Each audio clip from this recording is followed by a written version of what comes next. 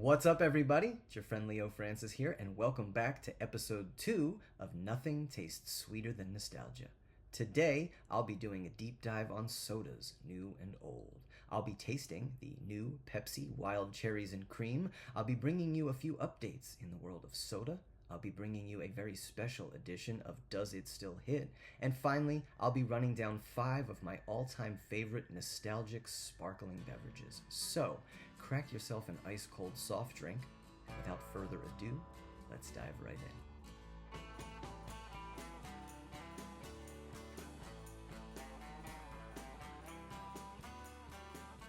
Okay, so thanks for tuning in here again. You know, it seems like right now they are rolling out a ton of new and exciting soda releases from almost all of the major brands. So to me, it seemed like the perfect time for a celebration of all things soda.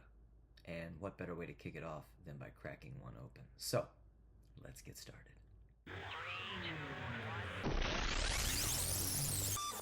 Okay, so first up, Pepsi just released an all-new flavor, and as someone who has always subscribed to the theory that cherry cola is superior to regular cola, I absolutely cannot wait to see what this tastes like. The new Pepsi Wild Cherry and Cream. So, let's see what we're working with here.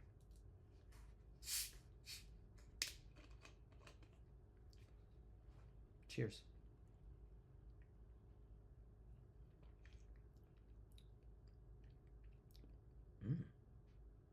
Oh, wow.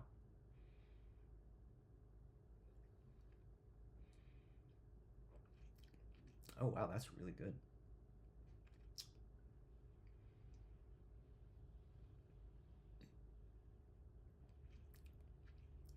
So essentially, this tastes like a mix of wild cherry Pepsi and Pepsi vanilla, which apparently is still available, but it is not easy to track down. And while that mix of flavors may sound kind of basic, I have to say that it is absolutely delicious. And while I know it is not the same thing, this flavor combination is definitely giving me Dr. Pepper vibes. And if you've been around my channel and know how much I like Dr. Pepper, then you'd know what a ringing endorsement that is. So I'm giving this 4 out of 5 stars. Highly recommended. And yeah, there you have it.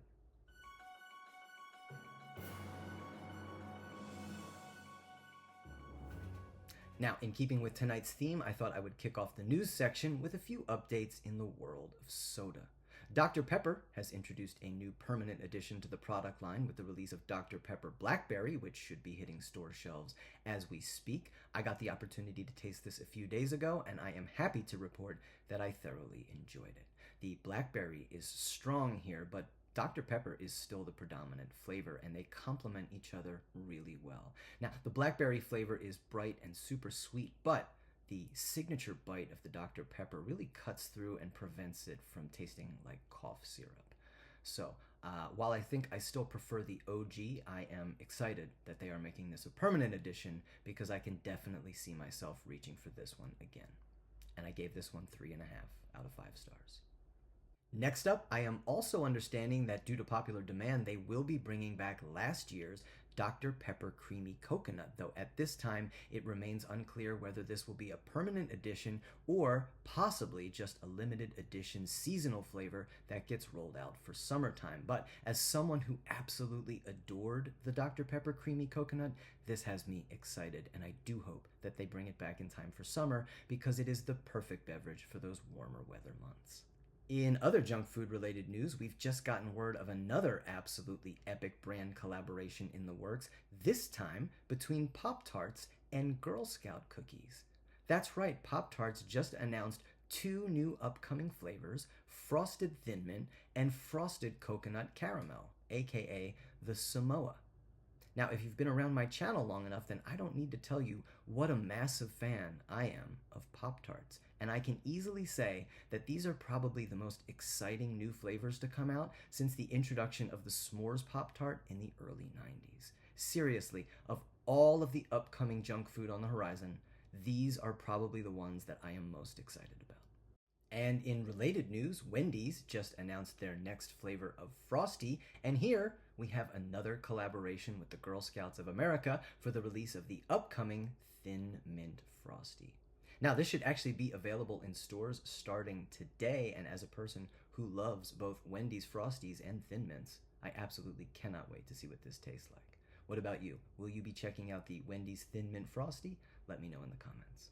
Finally, if you did catch episode 1 of Nothing Tastes Sweeter Than Nostalgia, then you might recall me discussing a limited edition brand collaboration between Cinnamon Toast Crunch and Totino's Pizza Rolls for a Cinnamon Toast Crunch pizza-flavored cereal. Now, I was one of hundreds of thousands of people to submit their name for the opportunity to win just one of 1,000 bags of this cereal, and I just wanted to provide you with a quick update and say, I won. That's right, I won. And guess what arrived today? So, while I will not be doing a full tasting video, I did want to do a quick unboxing so I could share this with you. So, let's see what we're working with here.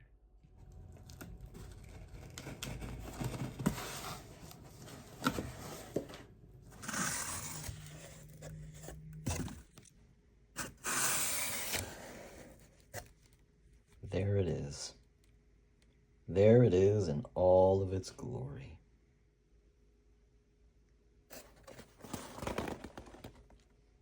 Pizza flavor by the spoonful, not the slice. And here we go.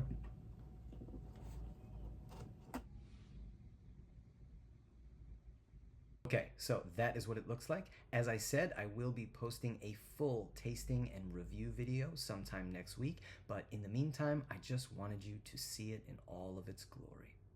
Now, if you are in the market for one of these and were not fortunate enough to win one, you can find them over on eBay, but for well over $200, which seems like a steep price to pay for something that could be absolutely disgusting.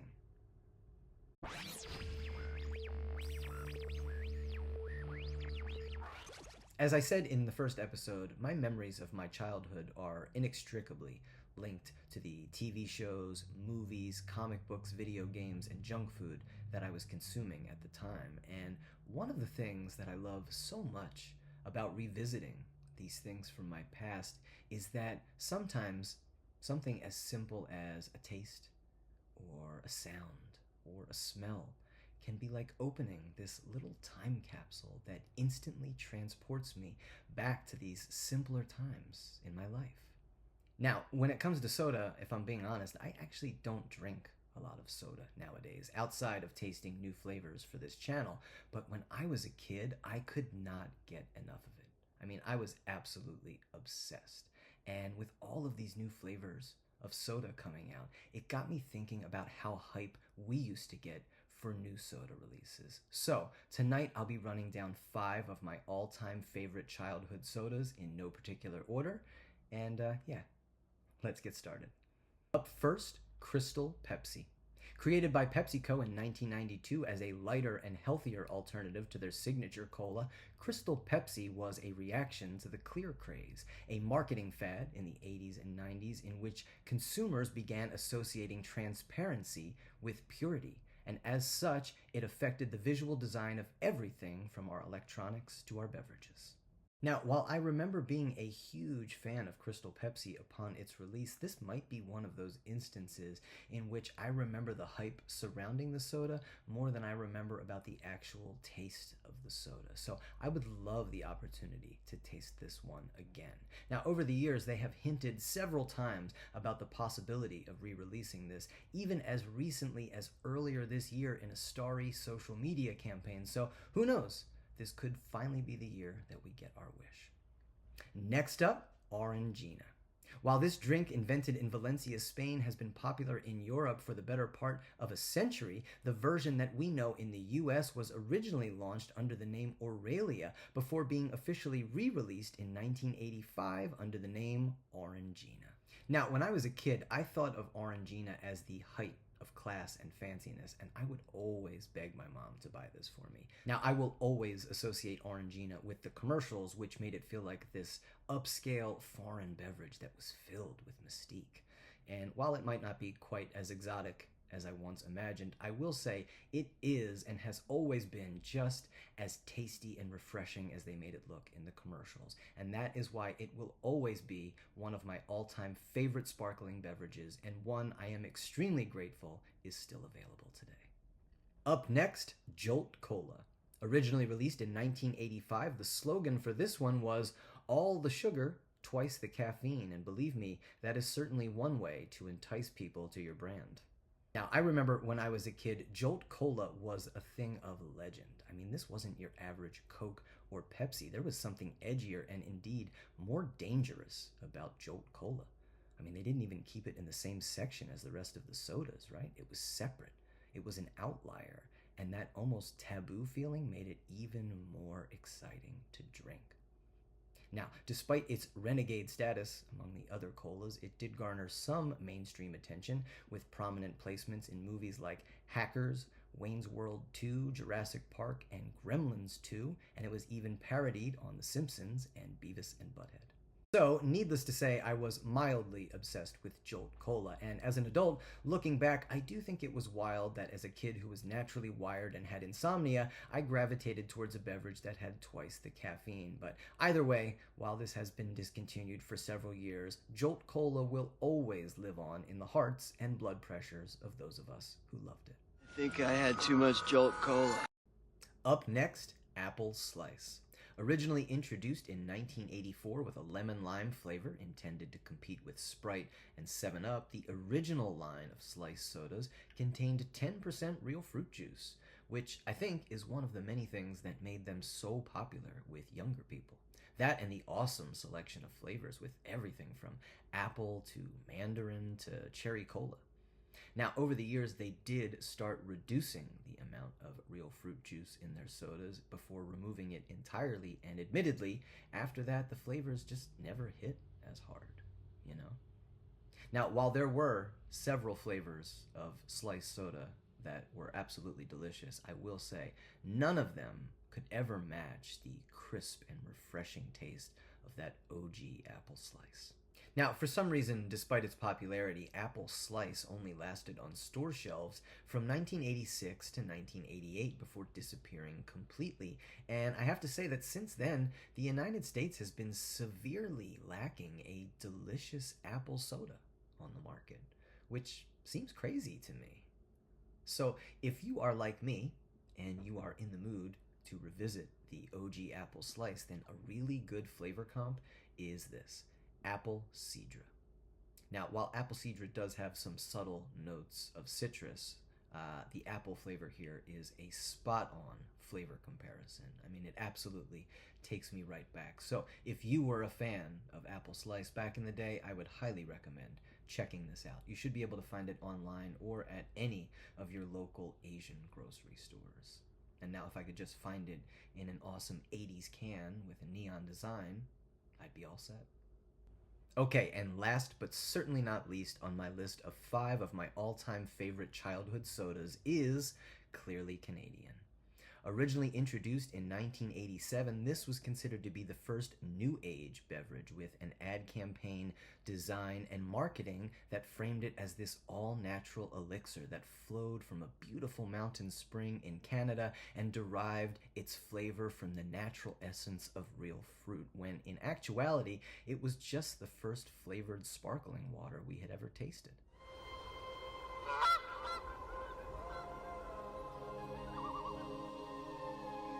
From the heart of Canada's wilderness comes a pure, sparkling sensation in 7 natural and wild fruit flavors.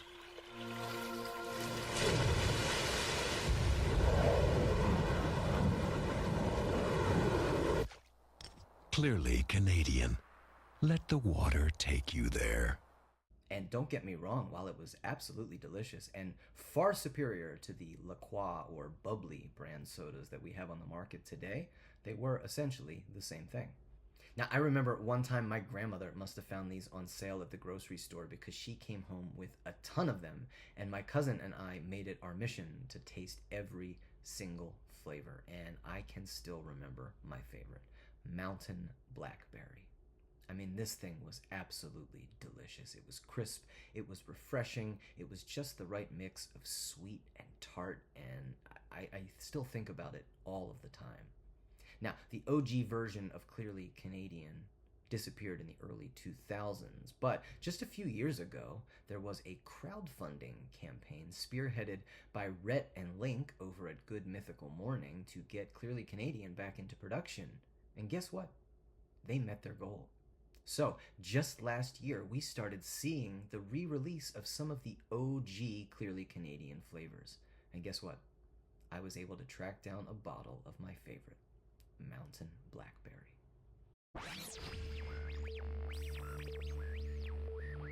And so, today, I bring you a very special edition of Does It Still Hit?, in which I examine the things I loved in my childhood through the lens of adulthood to find out, does it still hit?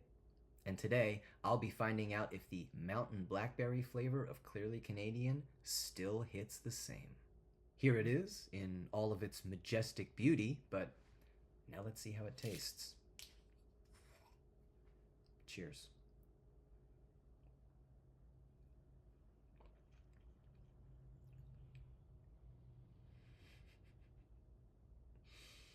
Wow. I'll be damned, man. That is exactly how I remember it. Light, crisp, refreshing, a perfect balance between the sweetness and tartness from the blackberry flavor, and it is just as delicious as I remembered. So I'm going to give this 4.5 out of 5 stars. And as far as the verdict goes, yeah, the Mountain Blackberry flavor of Clearly Canadian still hits. Highly recommended, and yeah, there you have it. Okay, so when I was a kid, back in the 80s and 90s, there was something called the sour candy craze, in which candy companies started introducing increasingly sour candies in order to capitalize on the popularity of Sour Patch Kids. And it was during this era we were introduced to Trolli Sour Bright gummy worms, Shock Tarts, Sour Punch fruit straws, and the more intensely sour Crybabies and Warheads.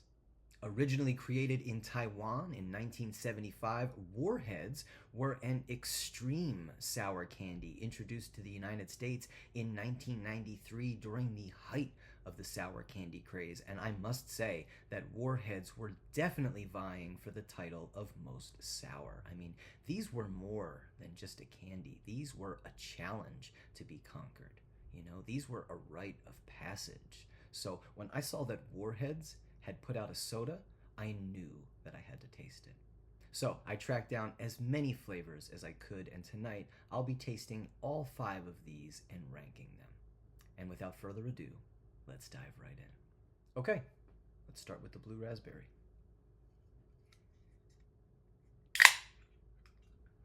Cheers.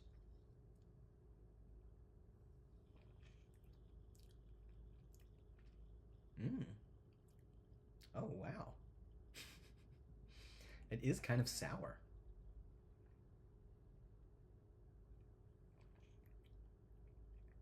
Wow. That's surprisingly good. You know? It kind of tastes like a melted icy. You know what I mean? Like an icy that's been sitting for a little while, but with just a hint of sourness there. It's actually kind of delicious. Okay, so right now this is ranked number 1, but now let's move on to the black cherry. Cheers.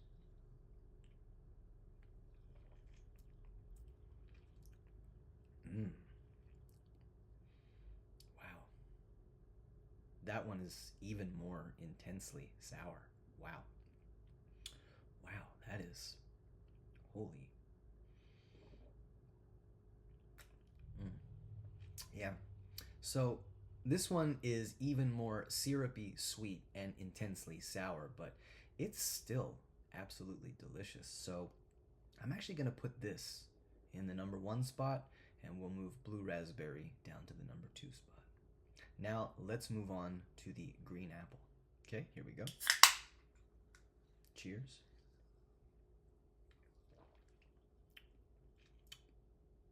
Wow. That one is also delicious. Although I will say this one is the least sour of the 3 that I've tasted so far. So you know what? I think I'm actually going to put this in the number 3 spot because while it is very, very tasty, if I'm drinking a Warheads soda, I definitely want it to be sour, right? Okay, now let's move on to the peach. Here goes. Cheers.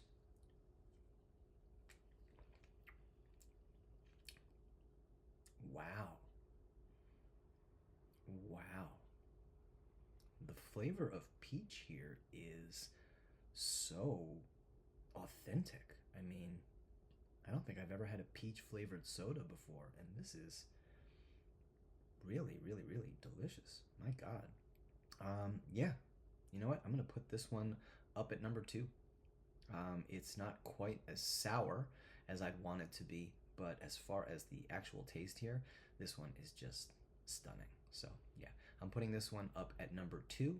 That knocks blue raspberry down to 3, green apple down to 4, and now let's close it out strong with watermelon. Here we go. Cheers.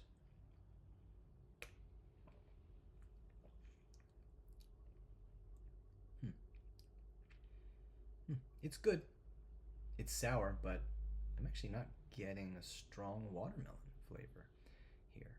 And I seem to recall that the sour watermelon Warheads did have a nice watermelon flavor. So I don't know, this one's kind of a little bit of a letdown. So I think I'm actually going to slide this in at number 5, which means my ultimate ranking for the Warheads sodas are at number 5, watermelon, at number 4, green apple, at number 3, blue raspberry, at number 2, peach, and in the number 1 spot, we have black cherry.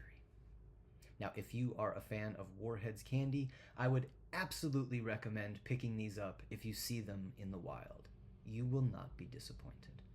Absolutely delicious, intensely sour, and yeah, there you have it. Well, that does it for episode 2. Thank you so much for tuning in. And just remember, while there is a ton of delicious junk food out there in the world, nothing tastes sweeter than nostalgia.